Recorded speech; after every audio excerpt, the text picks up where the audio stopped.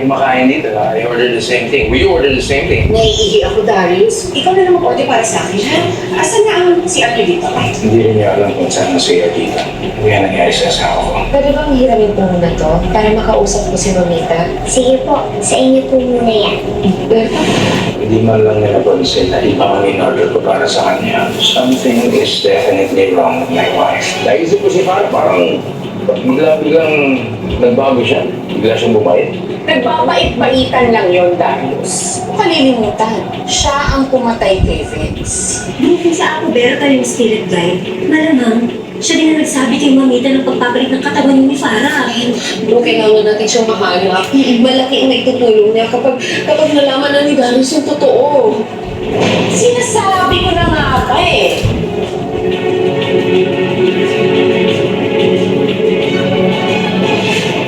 Niligaw mo ako kagabi at sinadya mo.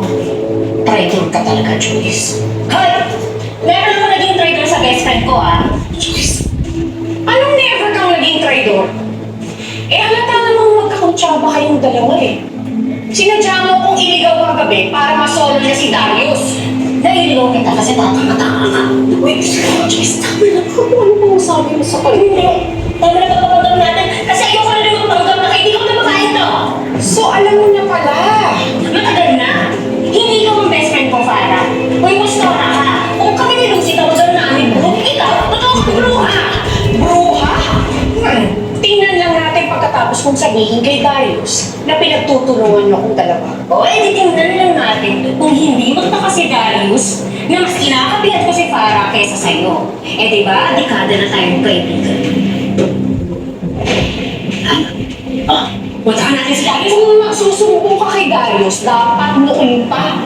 Pero hindi mo magawa dahil alam mo hindi siya basta maniniwala sa'yo. Kaya sige, magkampihan kayong dalawa kung gusto niyo.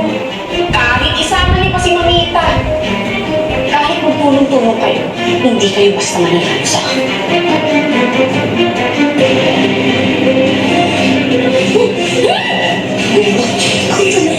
Sana hindi mo inamin sa kanya nung may alam ka. Baka paalisin ako ng bahay. Hindi ko mabantayin si Mamita. Sorry na bro, hindi ko na kasi talaga kaya magtingpin. Nagigigil talaga kung magulo yung dugo ko sa spine yan eh. Sige na, mauna na ako. Kailangan ko nang bumalik sa compound. Baka makahanap pa yung butas sa akin si Farah. O sige na, ako pumunta kaya ako, Berta. Babalitaan kita pag natawagan ko siya. Okay.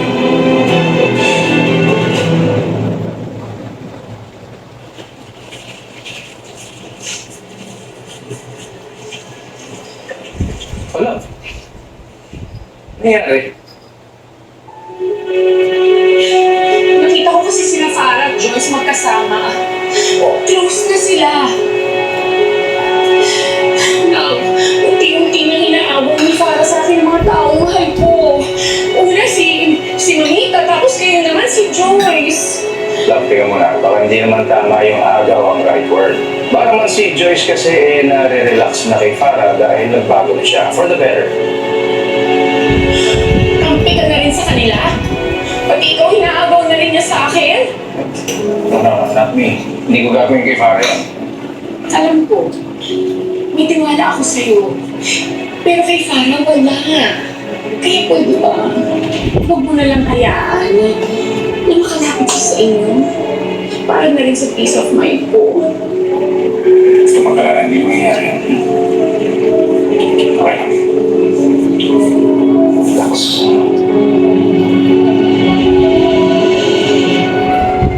Sige. Pasok na ako sa loob. Sige.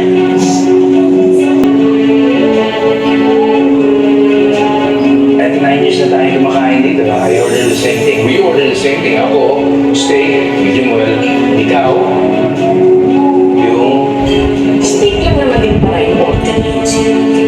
hindi man lang nila pansin na iba ang in-order ko para sa kanya. Something is definitely wrong with my wife.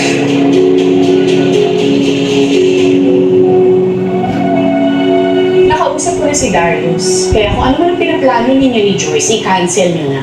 Dahil wala kayong magagawa laban sa akin. Huwag kang masyadong kampante, Farah. Dahil matatapos na din ang pagpapanggap mo. Lilitaw din ang totoo. Paano? Walang tao nasa matinong pag-iisip ang naniniwalang ikaw si Lucy. Naniniwala sa akin si Mamita. Hello? Wala sa tamang pag-iisip si Mamita. Puros ungol na lang ang nagagawa niya.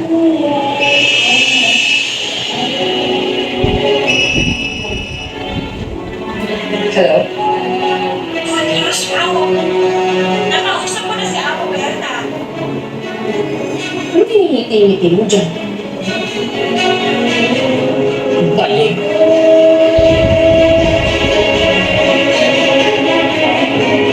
Matatapos din ang lahat ng ito, Farah. Mapapawi ko rin ang buhay na inagaw ko.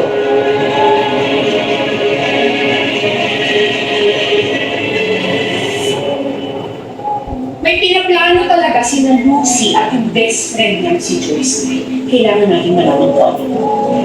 Eh di ba nag-usap na kayo ni Darius na kahit na ano gawin nila Lucy, safe ka? Siyempre, chika ko lang yung kina Lucy para hindi nila kausapin si Darius. Pero sa totoo lang na napapansin ko minsan iba ng tingin sa akin ni Darius. Anong ibang tingin? Alam niyo yung kapag may tamang duda kayo sa isang tao, ganong klase na So nagdududa sa'yo si Darius? Siyempre, sana hindi. Pero nakwento ko naman sa'yo kung anong nangyari kagabi. Munti ko nang hindi malusutan yung mga tanong sa akin ni Darius. Tungkol lang naman sa pagkain nun. Paano na lang kapag nagtanong siya tungkol sa isang bagay na hindi ko alam ang sagot? Mabuti na lang, mabas na yung tunay na kulay ng Joyce na yun. At least, bawas na siya sa mga kailangan ko itibigin. Kaya Darius at Cheers pa ko na lang kailangan effort. Ano kayang pinaplano nila Lucy laban sa'yo?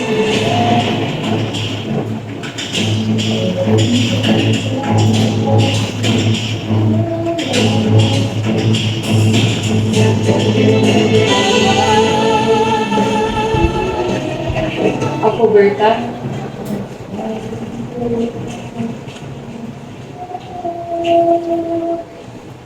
Ikaw? Ikaw ang sinasabi sa katawan ni Lucy. Hindi ho, ako ho ang totoong Lucy.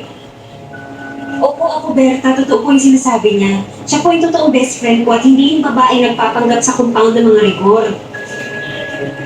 Ako, Berta, nagsasabi ko ako ng totoo. Di ba spirit guide pero nakikita na ibang tao nila sa katawan ko ngayon.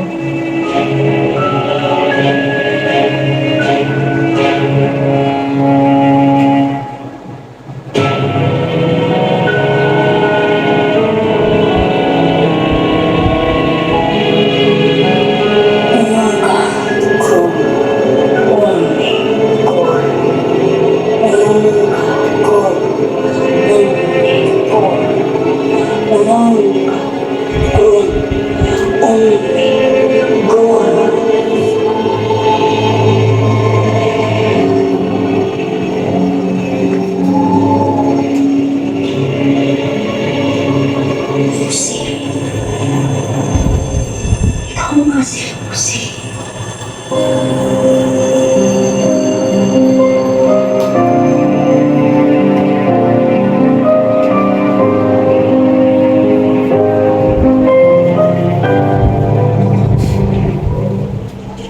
Hello, Mamita. Mamita. Pwede po ko niya nga sa akin sandali si Aling Biring. Meron na ako itatanong sa kanya. Ano po yun, Che? Aling Biring, meron po ba kayo napapansin lately sa asawa ko? Ay, Sir, baka po magalit sa akin si Ma'am Lucy. Natin na po ito. Kailangan po kong malaman. Una po, madali po uminit ang ulo ni Ma'am. Kesa nung dati po na halos hindi tumataas ang boses niya. Tapos medyo tumaray din po si Ma'am Lucy ngayon kumpara po dati. Yung po mga halaman, alaga po niya yan. Pero ngayon, pinabayaan na po niya. Ang galing nga po eh. Kung ano po yung ikinapangit na ugali ni Ma'am Lucy, siya naman po ikinaganda ng ugali ni Ma'am Para. Kaya po siguro nagustuhan siya ni Ma'am Asol Di ba po, ma'am? Love mo na si Ma'am Para? Sabi ko sa'yo, sir eh, napatawad na ni Mang Ason si Ma'am Para. Isa pa? Siguro po, yun po yung pinag-usapan nila ni Ma'am Para tungkol kay Apo Berta nung isang araw. Eh, para po siguro na humingi ng tawad si Ma'am Para sa kaluluwa ni Sir Vince. Tama po ba ako, Ma'am Ason?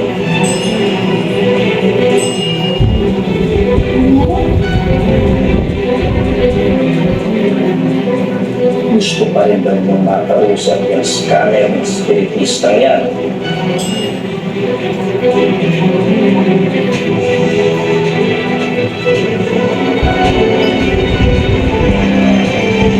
I-refer po kayo sa akin yung Juanita. Dahil may alam po kayo tungkol dito. May duda na po si Darius sa Roberta.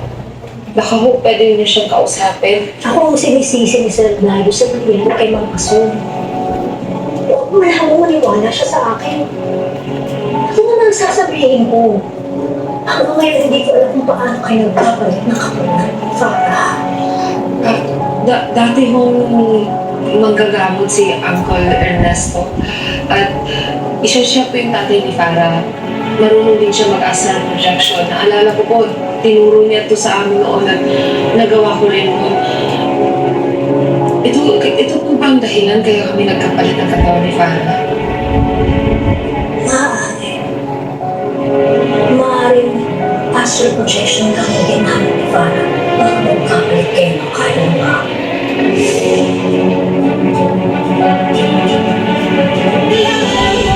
Bakit pa rin hindi gusto kausapin niyo? Hindi kayo ng dahilan kung bakit kayo na-stroke? Manita, please. Pwede naman kausapin yan. Kaya ako kayo nagkakaganito eh. Baka po talaga hindi totoo na si Apo Berta ang dahilan kung bakit po siya nagkasakit. Eh sa totoo lang po, mabuting tao po si Apo Berta. Marami po siyang natulungan na tao dun sa probinsya namin. At higit sa lahat po, sir, hindi po siya scammer.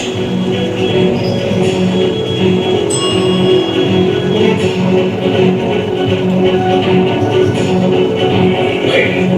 Manita. Gusto mo ba kayo siya kausapin?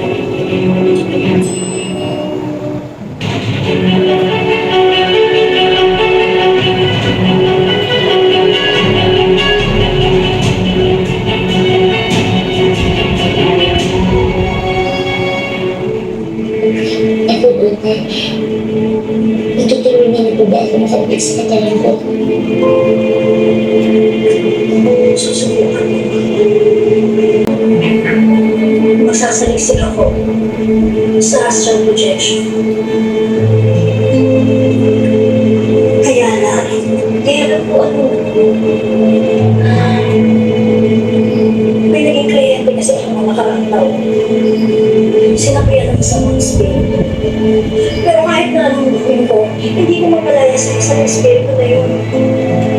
Hanggang sa binubuhay mo siya ng buhay.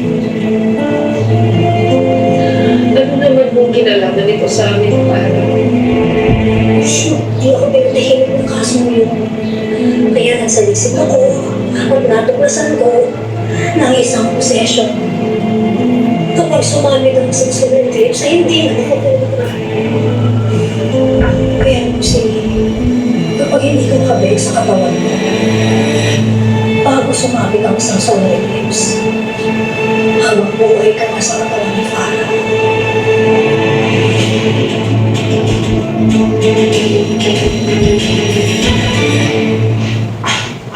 Love. Love, pero kailangan ko yung tulong mo. Hindi na ako sure kung tama ito. Pero para to kay Mamita. Ano ba yun?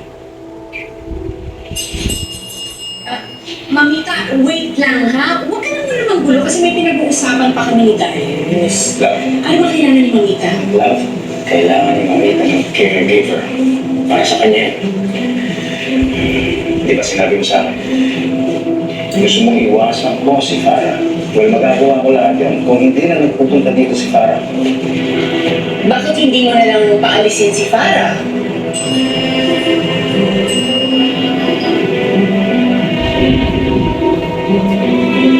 Yan. Yan na. Yan ang ayaw rin nakita. Okay, fine. Bakit ganyan ka kung patingin sa akin? Ganda ka sa akin. Oh, siyempre. Of course.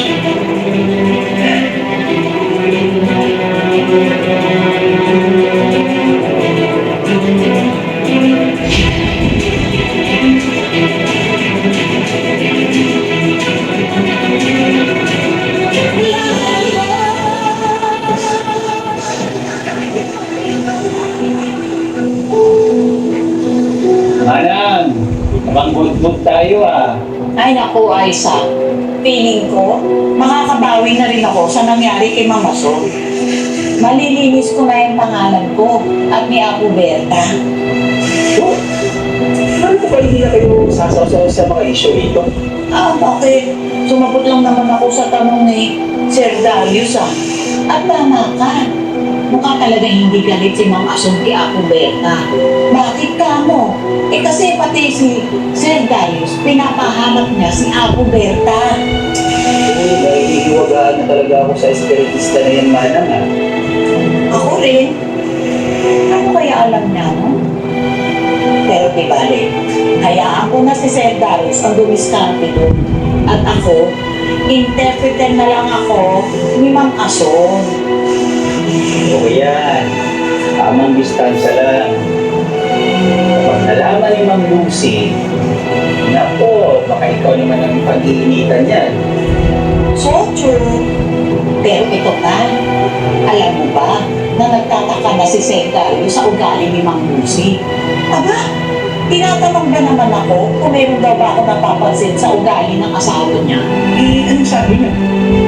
Hindi ko ano yung napapansin natin. Ay, ako Berta, huwag naman kayo manakot ng ganyan.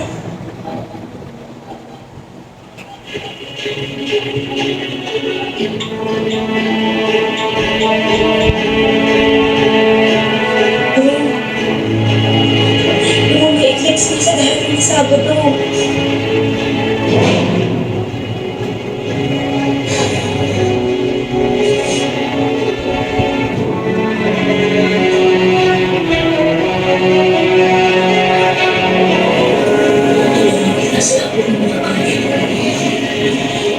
Pero Lucy, wala akong may papangako sa'yo. Tulungan niyo ba kami kahit alam niyo na astral projection nangyari sa amin? Maaaring asal projection ng resources ang kakalipan ng pagkakulang para. Pero, hanggat hindi natin alam kung paano ito nagawa, kung tayo makakaisip ng paano ito nagawa.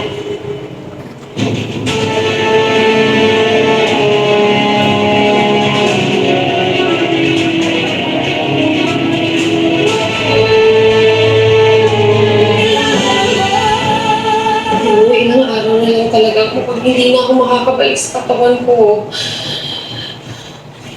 Bro, marami pang pwedeng mangyari. Malay mo makonsensya si Farah at ibalik yung kaluluwa niyo sa dating yung katawan. Malabo na yun. Nakita ko. Iniisip niya talaga na anak niya si Cheska at asawa niya si Darius. Iniisip niya na buhay na niya yung buhay ko at hindi niya bibitawan yun.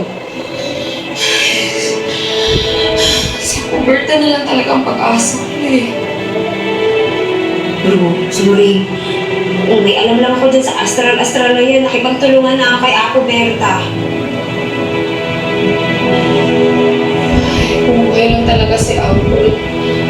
Alam ko natutulungan niya ako eh. Bro, naalala ko, may libro siyang tinago dati. Pinag-aralan niya ni Farah eh. Pero bawal kaya tinago niya. Ibig sabihin, Malamang doon natuto si Farah kung paano magpalit yung kaluluwa ng katawan namin. pag nahanap natin yung libro niya, Makakabalik na ako sa katawan ko. Makakabalik na ako sa buhay ko at